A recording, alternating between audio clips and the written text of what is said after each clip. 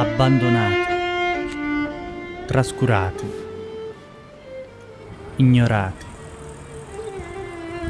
solitari, superati, invecchiati, dimenticati. Proprio loro, che avrebbero dovuto custodire la memoria per i posteri, popolano strade, piazze e facciate delle nostre città, hanno incisi i cognomi familiari. Capita di imbattercisi più volte al giorno, ma difficilmente li notiamo. Raramente ci stupiscono, solo accidentalmente ci interrogano. Dovrebbero parlarci di uomini e donne, di come le loro memorie private si intreccino con la memoria pubblica della nostra società. Eppure sembrano star lì a ricordare solo la lontananza fra il passato che vegliano e il nostro presente. Monumenti all'oblio. Restituiscono il senso della memoria? Qual è la storia che vorrebbero raccontarci?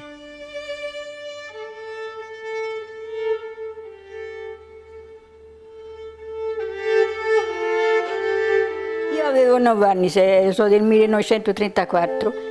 Sono del 39, quindi avevo 5 anni. Nel 44 avevo 16 anni. Io ne avevo 16. Io avevo circa 9 anni quando l'Italia è entrata in guerra. La prima che successe è fatto, avevo 17 anni. Nel 43 avevo 23 anni.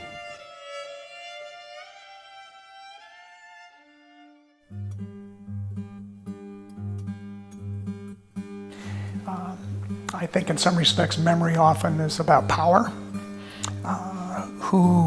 How something is remembered is often remembered in certain ways for certain purposes. And again, I think it's the historian's job basically then to try to figure out the nature of memory. Why does memory work in certain ways?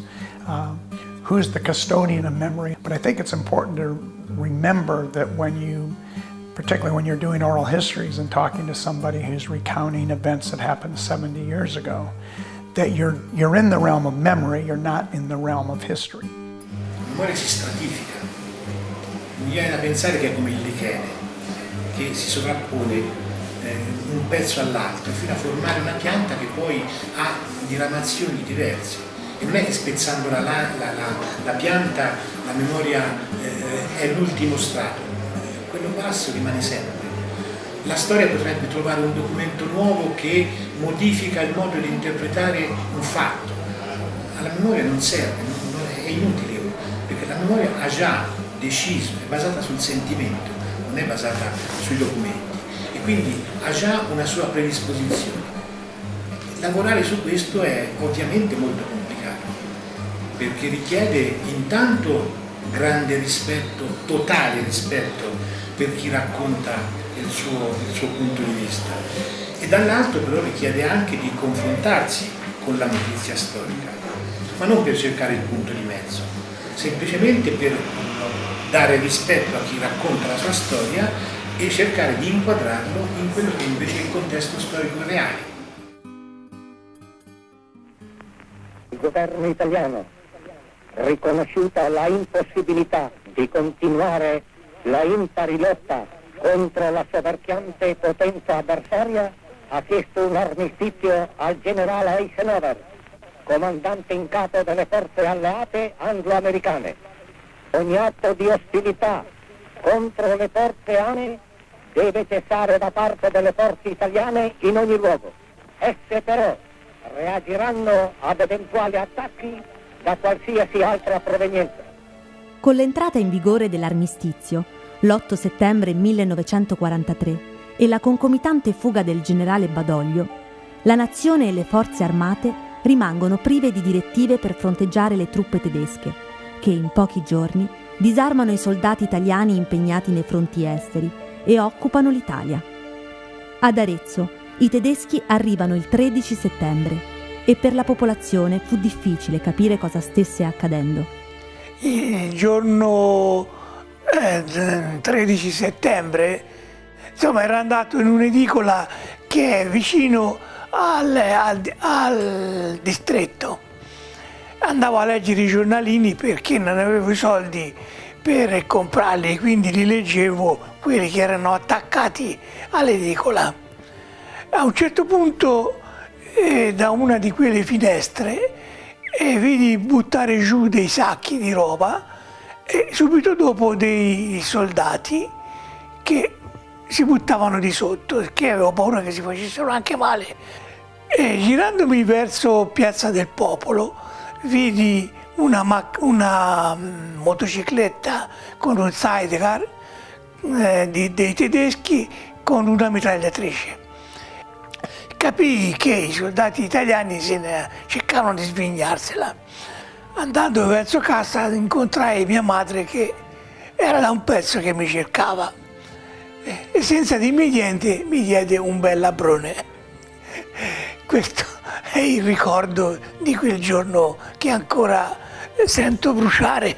Tutti i punti di riferimento ufficiali vengono meno. La maggior parte degli italiani adulti si trova di fronte ad un drammatico conflitto di valori e deve prendere su di sé il peso di decisioni da cui dipende non solo il proprio destino personale, ma quello dell'intera nazione. Su questo sfondo, ad Arezzo, come nel resto d'Italia, la lotta politica aveva due possibilità: il collaborazionismo con la Repubblica Sociale Italiana o la resistenza e l'appoggio al Comitato di Liberazione Nazionale. Gli antifascisti aretini, con i pochi mezzi a disposizione, costituirono un comitato provinciale di liberazione nazionale che si organizzerà in due formazioni principali: la 23ª Brigata Pio Borri, in onore del partigiano che a soli 19 anni venne brutalmente ucciso dai tedeschi, e la Brigata Bande Esterne, che raccoglieva tutti i gruppi di ribelli operanti nelle vallate aretine.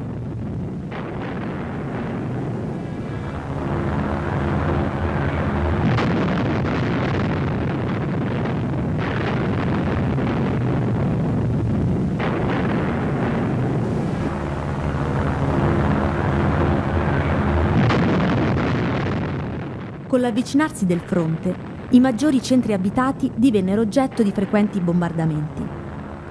Ad Arezzo, le incursioni aeree degli alleati iniziarono il 12 novembre 1943. La popolazione impaurita evacuò la città e fu costretta a sfollare nelle campagne limitrofe, organizzandosi con i pochi mezzi rimasti, soprattutto carretti e biciclette. Ma i bombardamenti alleati divennero pressanti a partire dal raid del 2 dicembre, che provocò moltissime vittime e cospicui danni alla città. Il 2 dicembre del 1943, come al solito, ero venuto ad Arezzo anche perché c'avevo da svincolare un vagone di materiale da recupero che veniva da Valtiberina. Per fortuna il vagone non era arrivato e io naturalmente continuai per la mia strada e andai a casa dove abitavo in via Guelfa al numero 26. Lì ci sapeva ancora il gatto, che quello non si era sfollato. Verso le 11:30 suona l'allarme. Si sente cominciare a sentire il rumore degli aeroplani e volgo lo sguardo verso il cielo e dalla parte di Lignano vedo questi aeroplani, ma alti, molto alti. Ma ne vedi 6 al principio. E appena li vidi che sganciarono le bombe e che si buttano in quel posto. Una davanti, una l'avevo di qua e una di là, due donne anche, oddio, oddio, e queste si lamentavano, e dicevo l'Ave Maria, state zitte, io forse perché se no dico non si sente niente, ma anch'io dentro di me però pregavo che la mia mamma me l'aveva detto, allora, furono momenti terribili perché le esplosioni non ci stava dentro quel posto. E le esplosioni, quello che è peggio, si avvicinavano sempre di più, sempre di più, sempre di più. Fino a 10 metri le bombe sono cadute. E il terreno fu crivellato, poi c'era anche la ferrovia fra l'altro. Peggio posto non si poteva essere. Crivellato di buche. A un certo momento sentì che il bombardamento mi sembrava fosse cessato, dopo una mezz'ora buona, un'ora, lo so, non ricordo. E ritorno indietro e c'era una donna, quell'altro fosso a 20 metri di distanza da me, che piangeva e il suo marito era tutto sanguinante, o mi Bruno, o mi Brunino. E insomma, io allora andai verso la casa del contadino, sicché una bomba aveva preso lì, aveva sollevato tutta la terra, l'aveva sotterrati, ce n'erano due tutti sotterrati. Insomma, l'aiutai un po' lì a ritirarli fuori quando vidi che erano salvi, presi, e me ne ritornai nei miei passi. E faccio una strada che non avevo fatto, per vedere se trovavo mio fratello. E io avevo una paura di trovarlo stesso in terra da qualche parte. Quando ho sentito venire giù le bombe, mi sono alzata da letto, via, fuggi fuori a vedere, no, ma era di notte. E la notte non li volevo tornare a letto al mio zio perché aspettavo la mia mamma. La mia mamma e il mio papà erano qua giù. Aspetta, erano le 2 e non c'era verso di mandarmi a letto. Allora è arrivato un uomo, l'ha detto: "Otte Liviero, guarda che hanno bombardato Montevarchi, no Arezzo." Allora, con questo stratagemma mi ha mandato a letto. La mia mamma è venuta il giorno dopo, sono venuti me. Insomma, la paura era tanta. La paura è... insomma, ora non si può... però a ricordarle quelle cose... è una cosa un po' come deve essere possibile dover sopportare una faccenda del genere in una città come Arezzo, arrivare le bombe in quel modo lì. Nessuno se lo sarebbe mai immaginato. Dopo il 2 dicembre la città rimase praticamente deserta. Anche gli uffici amministrativi vennero dislocati fuori dalle mura. Solo il vescovo, Monsignore Emanuele Vignone, e il parroco della chiesa di San Domenico, padre Raimondo Caprara, rimasero al proprio posto. Il collegio è rimasto deserto e qui aveva dei rifugiati di ogni tipo, partigiani, fascisti, comunisti, gente semplice. E qui arrivarono non alle 350 rifugiati come Santa Maria, ma poco ci manca, ecco perché fu chiamata l'Arca di Noè. Si mette dentro tutto, bestia di universa pecora, come si diceva una volta, compresi quindi quei piccoli aiuti alimentari di cui padre Caprara in qualche modo riusciva ad avere. In questi mesi di occupazione nazifascista si determinò una disgregazione generale dei servizi urbani. Il sistema annonario di guerra entrò in crisi e l'inverno del 44 fu segnato dalla fame, la paura per i continui bombardamenti e le difficoltà della vita da sfollati. Chi non era riuscito a trovare rifugio nelle case, stalle o soffitte di familiari e conoscenti che vivevano in campagna, si riparò nelle vecchie gallerie della linea appenninica. E quando c'era un bombardamento si vedeva la polvere, veniva fino al cielo. E noi più piccini, più ragazzi, se veniva a vedere in cima al poggio, se ancora la nostra casa era alzata, che ne era giù. E dopo, quando è stato invece che è incominciato a venire le cannonate, siamo andati tutti alle gallerie del Torino. Si faceva pagliericci sopra le verghe, poi le coperte, si erano portate le coperti. E ogni volta che minavano un ponte si sentiva queste verghe che ballavano. E dentro c'erano tutti ragazzi e donne, e ragazzi. C'era più gallerie e c'era di molti. Noi c'eravamo una galleria un po' più piccola, ma se andavo in quell'altra più alta era piena. Ad aggravare le condizioni di vita e psicologiche della popolazione ci pensarono i bandi del maresciallo Graziani, volti al reclutamento di soldati destinati ad accrescere le schiere dell'esercito repubblichino. Dal momento che la propaganda attraverso la stampa si era rivelata inefficace, a metà febbraio il governo della Repubblica Sociale Italiana aveva approvato un bando che introduceva la pena di morte per i renitenti alla leva, ovvero per tutti gli uomini nati tra il 1923 e il 1925. La preoccupazione per il rafforzamento dell'esercito era affiancata dal problema della lotta contro la resistenza. Pertanto il capo della provincia, Melchiori, inasprì i provvedimenti di Graziani, pubblicando il bando del duce per gli sbandati. Il decreto intimava la consegna delle armi da parte dei ribelli, con la promessa della cancellazione dei reati per chi avesse rispettato i termini dell'ultimatum. In caso contrario, dopo le ore 24 del 25 maggio, tutti coloro che non si saranno presentati saranno considerati fuori legge e passati per le armi mediante fucilazione nella schiena.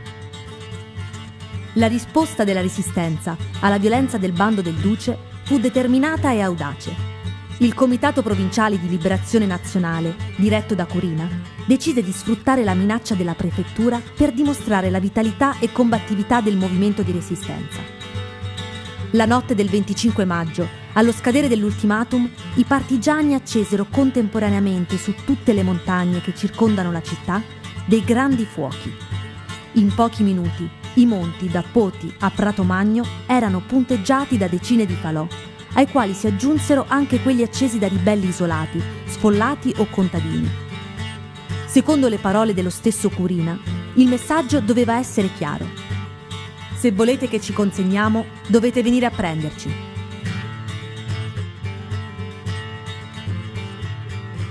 Quella sui fuochi dei Monti Appennino Toscano fu un'idea lanciata da Ciro Rossetti, che l'aveva acquisita in Jugoslavia. Ovviamente quella data fu molto importante perché rispetto al bando che gli intimava di consegnarsi, quel 25 maggio loro volevano dimostrare, accendendo quei fuochi, che loro non solo erano presenti, che la resistenza era presente, ma che erano disposti a combattere per conquistare una libertà. Le famiglie dei ribelli e dei renitenti vissero mesi di terrore. Molti giovani uomini, per sfuggire alla pena di morte o alla deportazione, si nascosero nelle campagne fra gli sfollati. Altri si diedero alla macchia e altri ancora andarono ad ingrossare le bande partigiane del Prato Magno e del Casentino.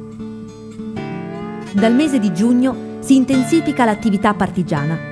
Si tratta soprattutto di azioni di guerriglia, cecchinaggi, imboscate e colpi di mano che rallentano la preparazione della ritirata tedesca. Quella dei boschi non era una scelta facile.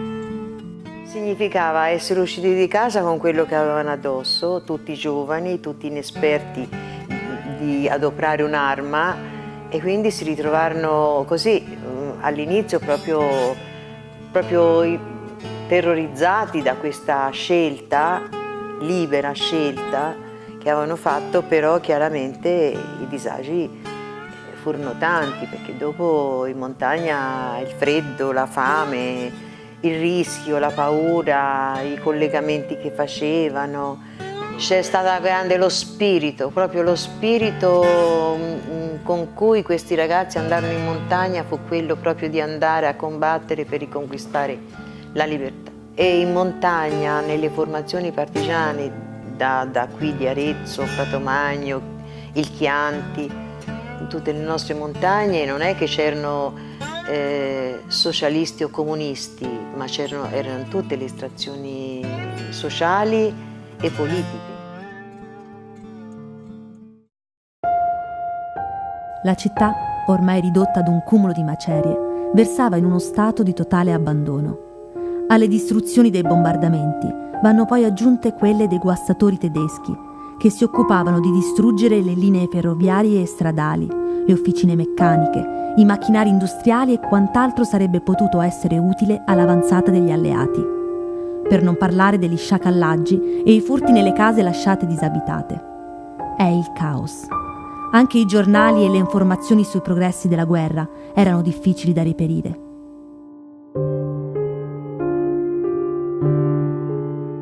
Allora la gente cominciò a sfollare, a venire a abitare in campagna, abitavano in campagna, qua e là, conoscenze.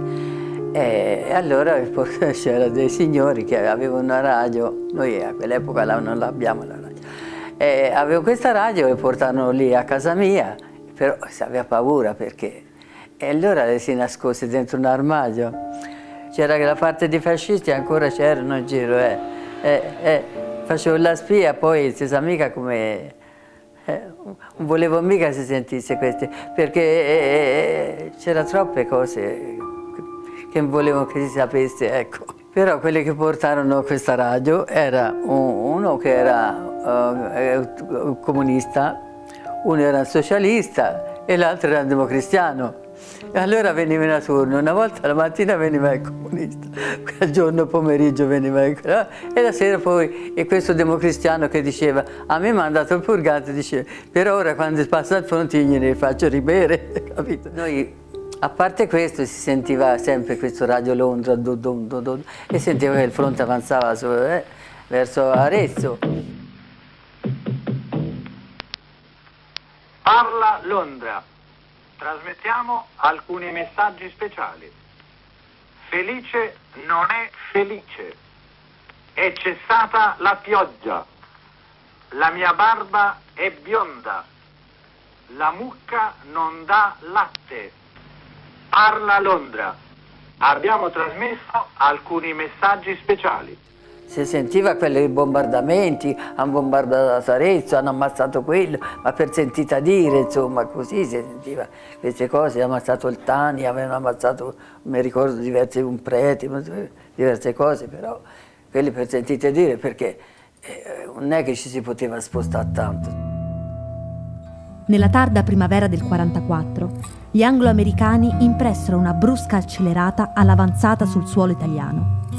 Spaventati dall'imminente arrivo dell'8ª Armata britannica, le autorità della Repubblica Sociale Italiana fuggono a nord. Fra il 16 e il 18 giugno, a poche ore dall'uccisione dell'avvocato Santetani e di suo fratello, il capo della provincia Melchiorri, il questore Facchini e la maggior parte dei fascisti aretini abbandonano la città, lasciandola alla mercé delle truppe tedesche, che, incalzate dall'arrivo degli anglo-americani, procedettero a rastrellamenti, deportazioni e stragi. I tedeschi ci hanno requisito la casa e ci hanno mandato di sotto negli scantinati a dormire per 15 giorni. È successo nel 44, giugno, 20 giugno 44. Dopo, con più tempo passava, si avvicinava agli inglesi, sicché questi tedeschi erano sempre più esigenti, perché sai, cominciarono, che i bravi andavano via prima, dopo rimaneva che più. Poi arrivava quelli ci presero, una sera ci portarono via, c'era il mio cugino che era in casa, è venuto da noi per non andare militare, e ci consegnarono un rotto di filo sulle spalle, un rocchetto, ma era un rocchetto di quei grossi, e si andò verso il fronte con questo filo. Si fece 3 o 4 o 5 chilometri tutto di notte, perché dopo si imbatté in un'altra squadraccia di quelli che avevano il mitra e ti minacciavano. Noi ci raccontò che si era stati tutta la notte a distribuire questo filo, ma niente, non capì niente. Com'è? E tocca andare con loro. E ci portarono verso 2 chilometri, 3, verso il fronte via. Poi ci consegnarono una bella banca per uno, una zappa, e si doveva fare delle buche. Mi toccò vicino a un moncello di grano, avevo mettuto il contadino, avevo mettuto il grano, c'era una barca vicino a quello. Io avevo le scarpe basse, come si faceva a bucare il terreno di luglio era. Perché ogni tanto si diceva basta, guardi camerata, si chiamavano, poi noi c'era il terreno duro, e mio cugino che aveva qualche anno più di me aveva trovato un piccone di quelli che insomma si faceva presto, Paraccio ce le fece quasi lui, perché c'era uno con me che piangeva sempre. Io mi facevo coraggio, ma anch'io ero un ragazzo. E venivo lì, si passavano giù ancora, sempre questa buca, come quando uno faceva un morto, ecco, a pensarci, dicevo, qui si possono anche, ma allora quelle cose non si pensavano, magari se era ragazzi giovani, come quando si fa la buca per sotterrare un morto, ecco, praticamente, profonda 1 metro, lunga 1,50 m, la paura tanta. Poi non quanto la fame, la sete, io dopo arrivavo appunto non potevo neanche parlare, mi sta attaccando la lingua per guardare, a ripensarci ora proprio, arrivato dopo da un contadino lì, mi attaccai una mezzina, ci offrì l'acqua, questa donna ne avrò bevuta 3 litri. A Arezzo non c'era quasi più nessuno, si rimase senza lavoro, si rimase senza carbone, c'erano i tedeschi, l'unica paura era i tedeschi, perché i tedeschi cercavano la bicicletta, me la levarono, cercavano le bestie, le stalle erano pulite, tutte le bestie non c'erano più. Tant'è vero che il mio babbo aveva 83 pecore, o 85 più o meno, 83 sono sicura. Si portò le pecore di notte lungo il fiume, da Montione, lungo il fiume, fino al ponte di Pratantico, che c'è un burrone che si chiama oddio, ora non mi ricordo più come si chiama. Bene, perché per nasconderli, perché già se ne avevano preso 5, l'ammazzavano e mangiavano, perché i tedeschi avevano fame, mica scherzi. Il tedesco non aveva più da mangiare. In fronte a noi c'era un comando che erano in 5 dentro e veniva uno buono che alla mia mamma gli diceva: mamma, anche io la mamma, mi aiuti, sa fame, non sa niente. Paura, tanta paura, perché loro cercavano, rubavano la roba, le bestie e le donne, volevano le donne. Le donne le cercavano da tutte le parti. Eravamo 6 femmine e 2 maschi, 2 erano alla guerra, erano solamente che noi donne a casa. Molta paura dei tedeschi, molta, perché non capivano ragione. Con la presa, nei primissimi giorni di luglio, di Lucignano, Foiano e Cortona, gli aretini assaporarono l'amara illusione di una liberazione imminente. Per fortuna avevamo una radio noi, e si era sempre attaccata a quella radio, però purtroppo una volta fermatisi a Anzio, laggiù, non si muovevano, finalmente si mossero verso Roma. Allora ora verranno, dopo presa Roma, verranno e avanzavano.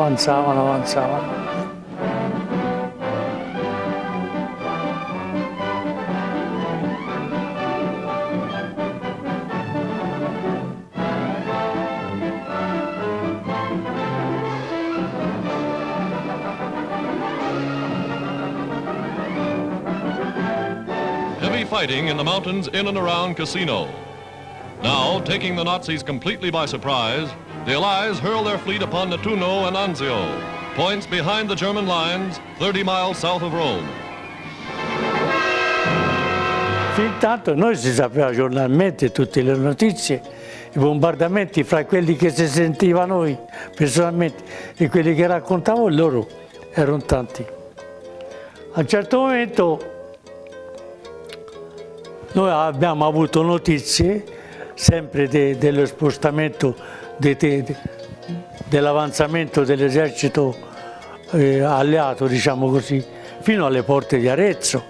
Esattamente il 3, che era di martedì, l'ultima sera che abbiamo potuto sentire la radio, la quale ci diceva che le truppe alleate avevano occupato o liberato, diciamo così, Lucignano e Marciano, che Marciano sono a 15 km da Arezzo, e allora 15 km ma all'altro sono qui, no? Secondo la tabella di marcia. E invece noi niente, dopo furono 12 o 13 giorni di silenzio assoluto, che non si sapeva nulla, non si sapeva. Fiduciosi nell'avanzata alleata, i partigiani si avvicinano alla città per fornire un appoggio all'8ª armata e contribuire alla liberazione. Un gruppo di partigiani doveva entrare in Arezzo per accogliere gli inglesi e chi era disposto poteva. Allora si formò questo gruppo di una 20-30 partigiani e entrarono nottetempo in Arezzo disarmati e si rifugiarono nel palazzo Albergotti. Mentre le armi arrivarono con 2 ragazze slave che erano evase dal carcere di Laterina e si erano unite alla formazione di Catenaia, e queste ragazze, trainando un carretto con delle armi coperte con stracci e legne e fascine, portarono le armi ai partigiani. Ma Arezzo, circondata dalle montagne, si rivelò molto difficile da attaccare e agli impedimenti geografici va aggiunta la strenua resistenza germanica. July 7th, struggle for Arezzo. Arezzo is today the central point of the greatly strengthened resistance which the Germans are putting up in Italy. Arezzo is on the slopes of a hill and has a commanding position over the valley of the Chiana to the south. Enemy guns in Arezzo have therefore been able to effectively slow up the movement of our forces in the valley. Arezzo aveva un'importante valenza strategica. Oltre a trovarsi in una posizione cruciale per le vie di comunicazione, era prossima alle imponenti opere di fortificazione della linea gotica. Una linea difensiva voluta dallo stesso Kesselring, che sfruttava il territorio appenninico da Massa fino a Pesaro, con lo scopo di contenere l'avanzata delle truppe anglo-americane verso il nord Italia. La decisione dei comandi tedeschi di mantenere il controllo delle retrovie e resistere ad oltranza fu disastrosa per la popolazione aretina. Sono tristemente note le disposizioni del generale Kesselring per la repressione della guerriglia partigiana. In un comunicato diramato ai comandanti tedeschi il 17 giugno, Kesselring incitava ad uccidere e autorizzava l'uso di qualsiasi violenza, promettendo protezione a chi non avesse esitato nella scelta dei mezzi per la repressione della resistenza. L'estate del 44 fu la più calda di tutto il secolo, perché 20 anni di fame e miseria per le visioni in camicia nera che ci portarono in mezzo a una guerra a cui ribellarsi era cosa seria, e la montagna fu madre dei combattenti bambini.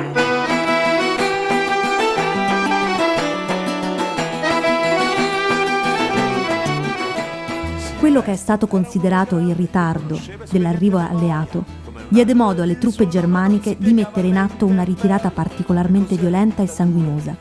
In meno di 10 giorni ebbero luogo 6 massacri.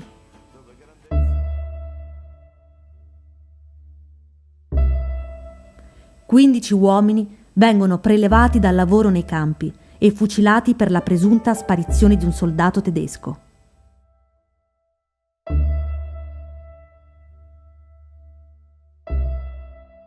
Era un casolare che c'era 3 famiglie e andarono là e fecero uscire gli uomini, circondarono la casa, misero tutti in fila, le donne da una parte e gli uomini di qua, li portarono in fila qui e li chiusero lì dentro quello capannone.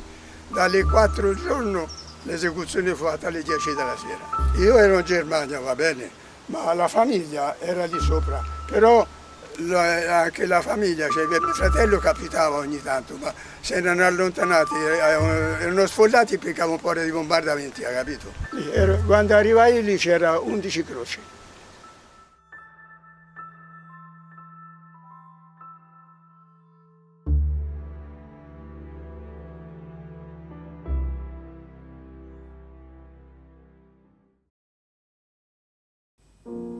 Sperando nella possibilità di un attacco alla città, previsto per il 14 luglio, parte della 23esima Brigata Pio Borri era scesa dall'Alpe di Catenaia, abbandonando il campo di Marzana con un cospicuo gruppo di prigionieri tedeschi, e si era stanziata a Molin del Falchi, non lontana da San Polo. In questo posto i partigiani si erano radunati, erano un numero abbastanza cospicuo, si parla di 150-200. E avevano anche dei prigionieri. Alcuni vennero accompagnati nella notte a Cortona. I tedeschi arrivarono in forze. Ci fu una sparatoria. Trovarono il fianco sinistro dell'abitato di Pietramala scoperto, cominciarono a sparare, ci fu il fuggi generale. I partigiani non avevano le armi perché era stato consigliato di deporle e di nascondersi con la popolazione civile, confondersi con la popolazione civile. La sparatoria fu rapidissima, un testimone raccontò che vennero fucilati perfino i muli, perché all'abitato di Pietramala c'erano i muli dei mugnai.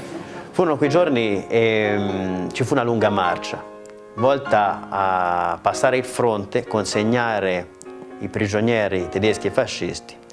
Un aneddoto è che ci fu un primo contatto con gli inglesi, però mio padre, che era il comandante, l'inglese lo sapeva poco, e allora con un ufficiale che aveva studiato ad Oxford iniziarono a parlare in latino. Mio padre veniva dal liceo classico e si diedero le informazioni, quelle che occorrevano base, attraversarono il fronte e consegnarono chiaramente una cinquantina di prigionieri tedeschi e fascisti in Cortona. Lì in Cortona mio padre mi raccontava di un episodio che poi lo ricordava con tanta tristezza. gli inglesi chiesero di 2 persone per riattraversare il fronte e fare un collegamento e portare i dispacci. Mio padre chiaramente col suo carattere si offrì, ed anche Eugenio Calò. L'appuntamento era a mezzogiorno all'Albergo Nazionale. Mio padre a mezzogiorno si presentò lì e fu informato del fatto che Eugenio Calò ed Angelo Recapito erano partiti e che Angelo Recapito, con l'intento di riabbracciare il cognato Siro Rossetti, aveva preso il suo posto. Purtroppo Eugenio Calò ed Angelo Recapito furono vittime di un'imboscata a Molin dei Falchi e poi morirono a San Polo, nell'eccidio che ne seguì. I sopravvissuti fra popolazione civile e partigiani vennero incolonnati per essere trasportati verso San Polo. Durante il tragitto alcuni rallentavano la marcia dei tedeschi, in modo particolare una donna anziana e cieca e una signora incinta, e vennero uccise sul posto, così come un zoppo che rallentava il cammino.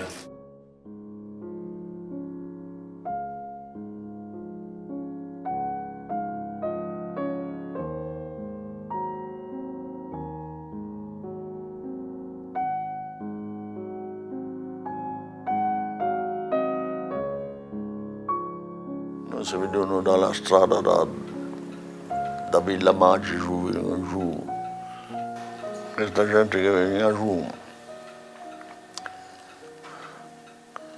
non si sapeva che fosse il rastrellamento e li portarono alla villa Mancini.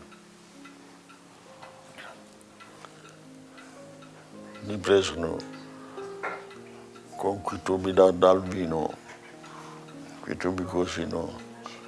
Li stesero sulla bascola, che la bascola ha preso, e poi botte, Madonna, e il chiasso dei merci li sentivano da lontano. E piangere Parini, e il povero Frescucci, Michele, gli strapparono la lingua perché bersciava con tutti i besci, non potevano, facevano che. Dopo presero e buttarono sale e aceto addosso. Si può immaginare che disgraziati. Poi li presero e il giorno dopo li portano alla Villa Gigliosi. Da Villa Mancini e Villa Gigliosi sono vicino, come sono stati 500 metri. A contadino che stava lì imbullettarono le finestre scure che non vedessero.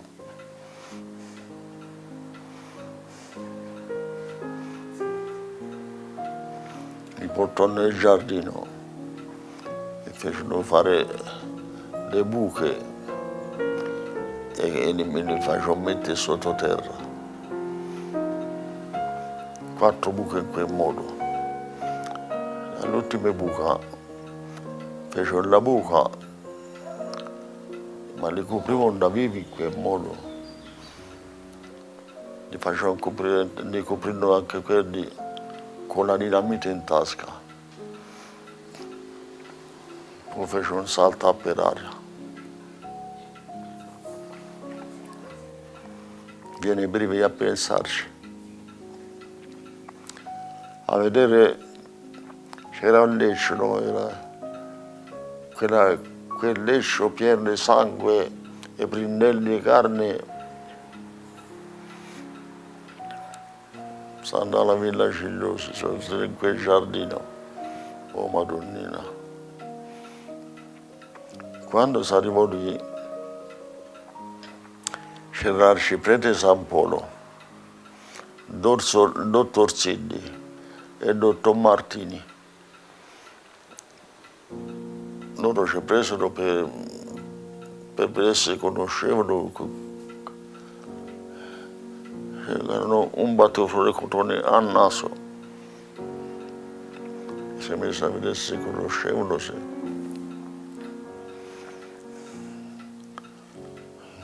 Che voi che vuoi conoscere. Quella gente Parini avevano gli occhi di fuori, i muscoli del naso rovesciati, tutti stronchi. Si può immaginare io 6 gambe dal ginocchio in giù, si buttarono un baroccio e no, si caricarono su una barella d'accoggio, si caricava anche i morti in quello e si rovesciava nel baroccio del scapacciotto. Era barocciaio, era sfondato San Polo.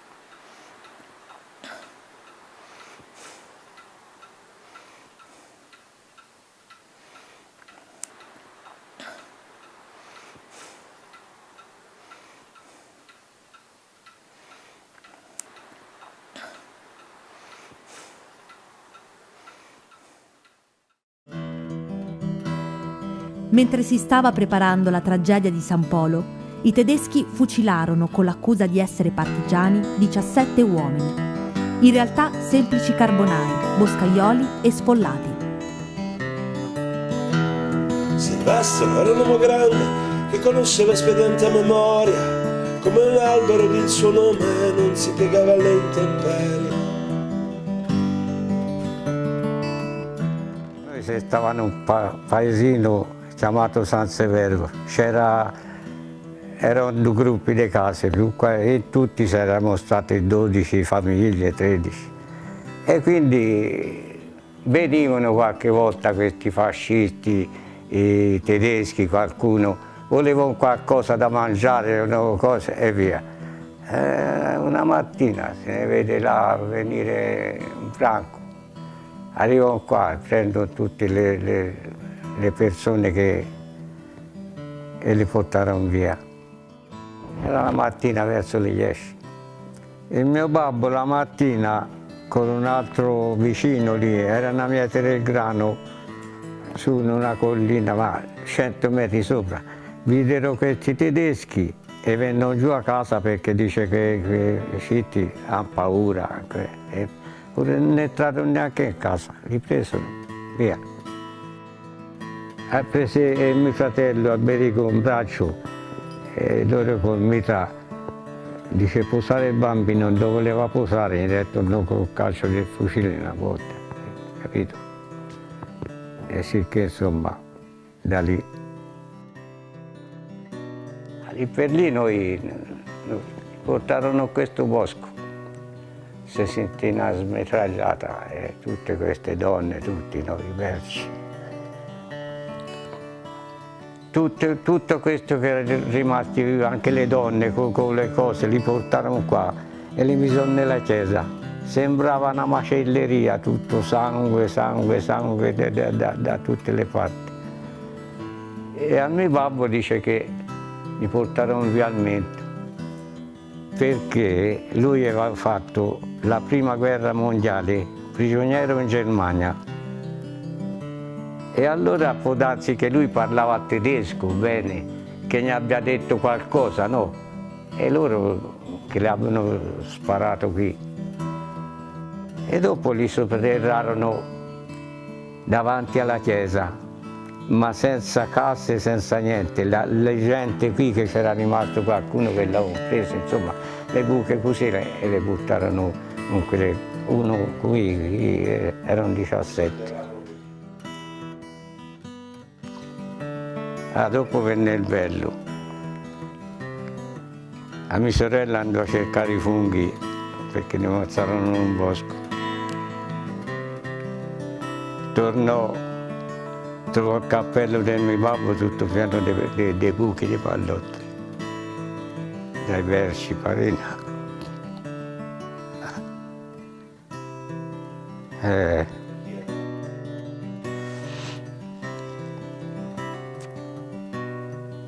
E lì è così.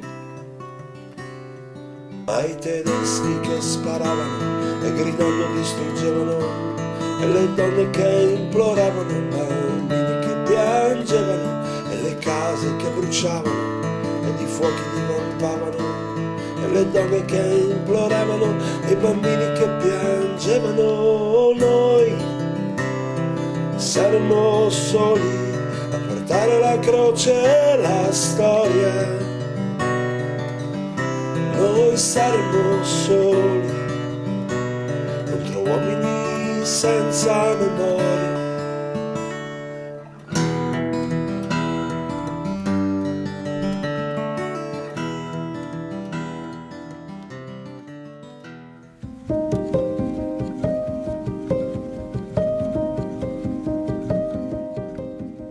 Queste furono solo alcune delle stragi compiute dai nazifascisti, ma dal marzo all'agosto del 1944 le carneficine nell'Aretino furono circa 40 e le vittime di queste atrocità più di 1400, per la maggior parte civili innocenti.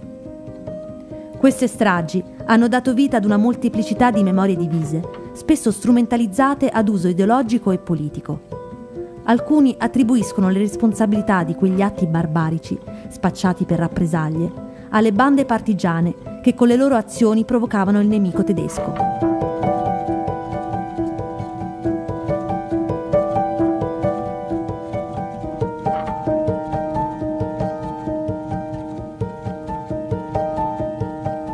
In realtà, in pochi casi queste stragi possono essere viste come una risposta, seppur del tutto smisurata, a qualche azione partigiana. Per la maggior parte si tratta di brutali stermini di massa, volti ad intimidire la cittadinanza e ad isolare il movimento della resistenza, togliendogli l'appoggio della popolazione rurale.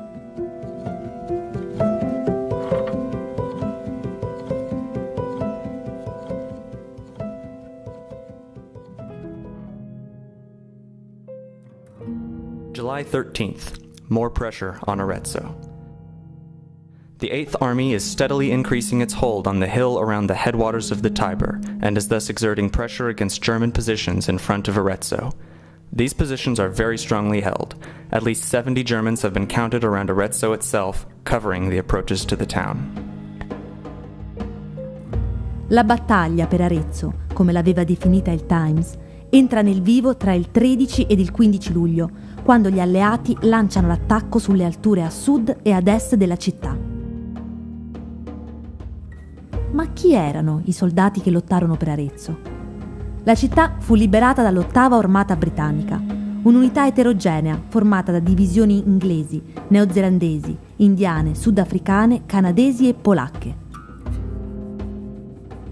Il 13 luglio, mentre le truppe neozelandesi tentavano di spezzare la resistenza tedesca sul Monte Lignano, il 9° Gurkha Rifle conquista la vetta del Monte Favalto e, grazie al lavoro di soldati ex minatori di Bombay, apre una strada, la Scala di Giacobbe, che gli permise di raggiungere la statale e prepararsi ad entrare ad Arezzo da Palazzo del Pero.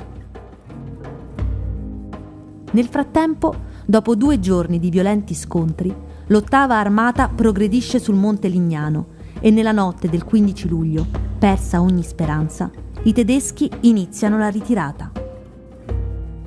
Quella sera Donnini e altri 2 partigiani salirono sulla torre del comune, vi appesero il tricolore e suonarono la campana. C'è Alfredo Pieri, che è uno di quelli che insieme a Donnini è andato a suonare la campana, che poi sarà stato anche qualcun altro.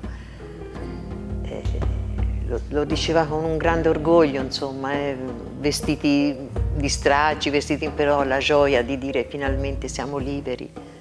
La sera del 15 luglio, il silenzio di tomba che regnava a quell'ora in Arezzo da qualche mese era interrotto dallo sferragliamento di automezzi militari che transitavano per la Catona. Il rumore fragoroso dei mezzi cingolati ci convinse che i tedeschi erano in ritirata. Ne avemmo la conferma quando, ritornati in piazza, assistemmo al passaggio di altri automezzi tedeschi, ormai senza gomme, che si avventuravano tra le macerie, talvolta insormontabili, della città. Il primo carro armato inglese entrò in città la mattina del 16 luglio 1944. July 16th, Arezzo falls. Those of us who came to Arezzo an hour or two after our advanced troops found it a deserted town, ghost-like in the silence that was broken only by the rumble of approaching tanks. The main street through the town from the south was a melancholy line of battered shop fronts and doorways. It looked as if one great explosion had pushed everything sideways but left the walls standing. The Bishop of Arezzo himself had remained in the town throughout all its ordeal, and this aged prelate. Now, in his 73rd year, he was among the first to welcome the British soldiers.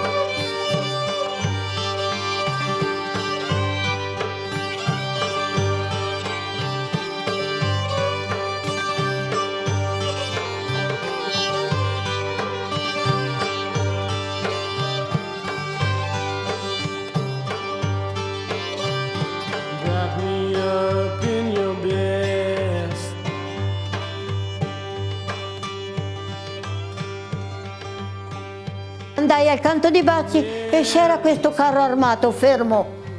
Questo carro armato, allora io mi fermai anch'io. Però la gente, c'era chi scappava, che diceva sono i tedeschi. E c'era invece quelli che applaudivano, no, sono venuti a liberarci. E allora quando si sentirono scarrocciare questi carri armati per la discesa di San Fabiano, noi vedemmo altro che la gente chiude le finestre anche davanti a noi, capito? Che sapevano chi erano. Allora io mi avvicinai e gli dissi, ma mi dite chi siete? E lui mi disse, inglesi e americani. Avevano la macchina da scrivere, noi si parlava e loro dai. C'erano tedeschi o c'erano?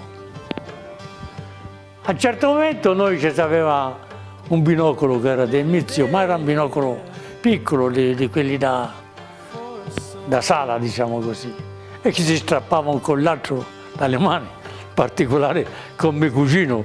Ma fammi vedere qua. E allora, quando a un certo momento vedo la famosa paiolina britannica, no?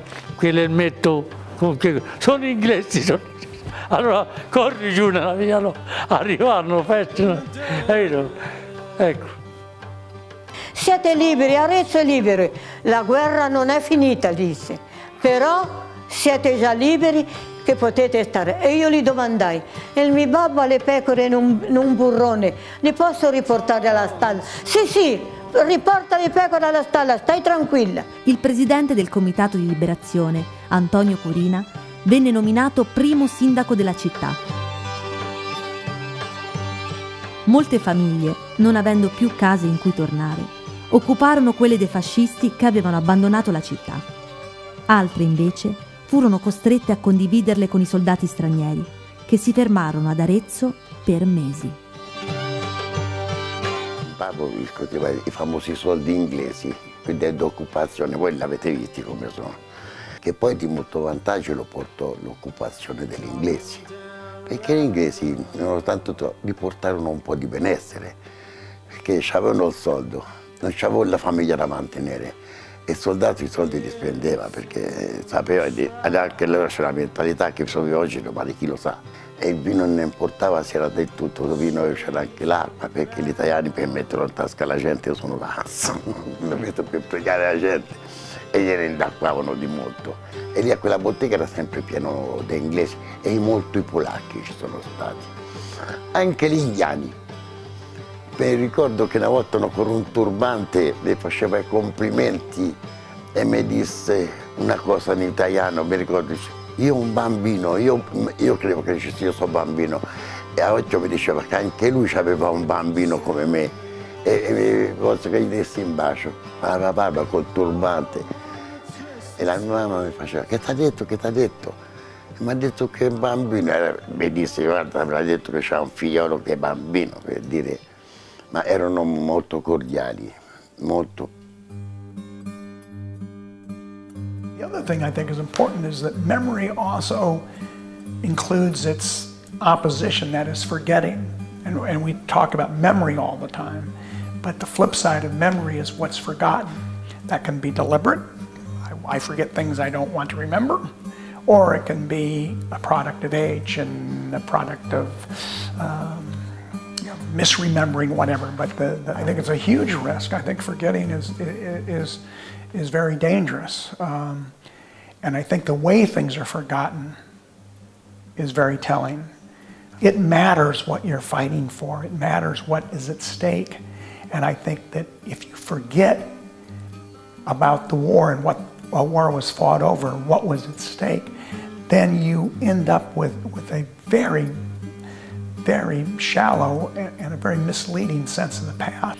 So I think it's absolutely crucial that we do what we can to keep history alive. And one of the ways we keep history alive is by trying to figure out the memories of societies. And that's, those, I think memory and history are inextricably linked, but as I said earlier, they're different. Oggi siamo quello che 70 anni fa ci è stato garantito. Cioè 70 anni fa aver abbattuto il fascismo, aver cacciato i tedeschi dall'Italia ci ha consentito di avere una repubblica con una Costituzione che stabilisce regole che dovrebbero perlomeno essere uguali per tutti. Se noi oggi siamo liberi è perché 70 anni fa c'è stato questo avvenimento. Ci sono state persone che dopo 20 anni di fascismo hanno capito che quello era il momento per liberarsi, e è stata una cosa difficile perché i partigiani ventenni che erano nati con il fascismo e si erano trovati poi all'8 settembre a dover fare una scelta, scegliere la libertà contro quella che sembrava la cosa più naturale, per la quale erano abituati, erano stati educati per quello, fare la guerra assieme ai tedeschi, e invece hanno saputo scegliere di stare dalla parte giusta, dalla parte della libertà.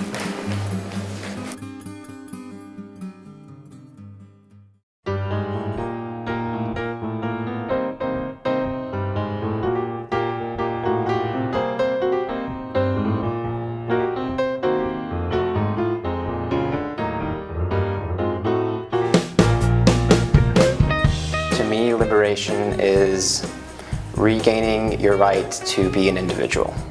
Liberazione è un sospiro di sollievo che arriva alla conclusione di qualcosa che ci ha angosciato, stressato e spaventato. To me, liberation means setting free from social stereotyping.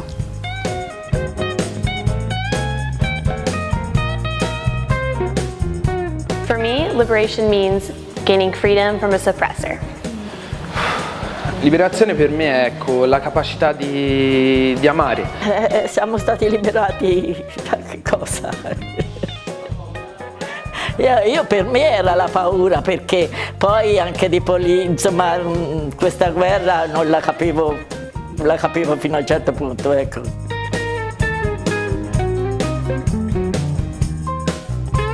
Per me liberazione significa avere la libertà di pensare, dire, fare quello che vogliamo nel rispetto altrui. For me, liberation is not just freedom of the body, but of the mind and the soul as well. Per me la libertà è il non essere oppressi da una qualche entità.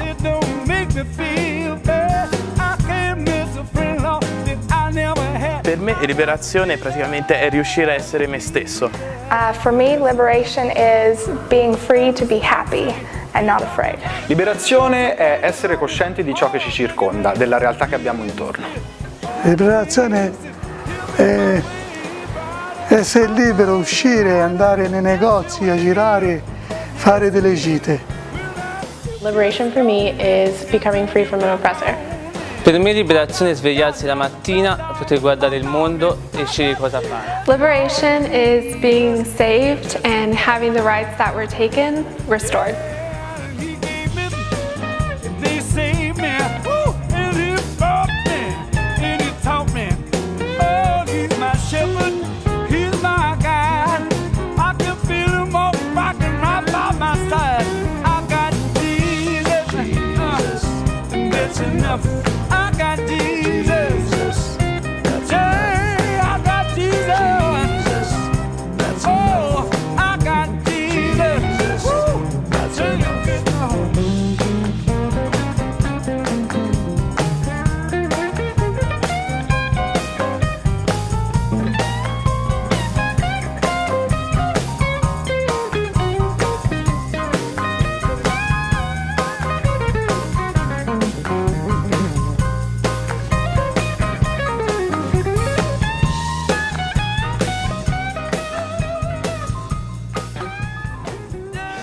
Liberazione è. Non... O A?